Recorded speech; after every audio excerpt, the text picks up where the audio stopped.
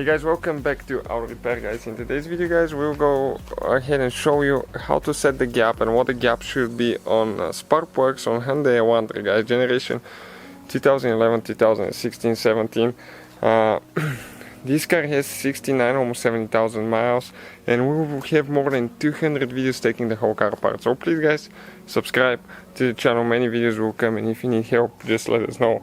We try to find the information in the manual. You have some useful information on the back. Section 8 is the one for the engine as well. Okay, let me just go to section 8 quick here.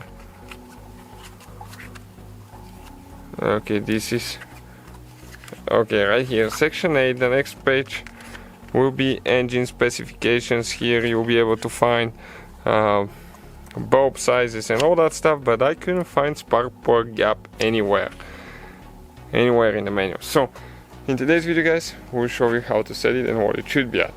On that 1.8 engine, those are the spark plugs, and the car has, as I said, almost 70,000 miles. The spark plug gap should be 1.1 millimeters or 0.044 inches.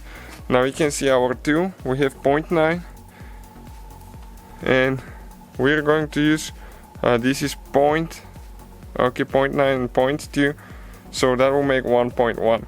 Okay, we get it together. Okay, and let's see if it's going to fit. Okay, the spark plug now.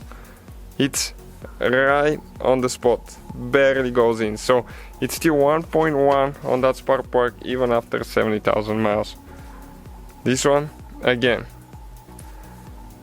that's cylinder number 2. Let's see cylinder number 3. Perfect. All of them are so far right on the spot. And number 4. Right on the spot. So that's the gap, guys, 1.1 millimeters or 0.044. So thank you guys for watching. Quick video for you, and see you guys next time.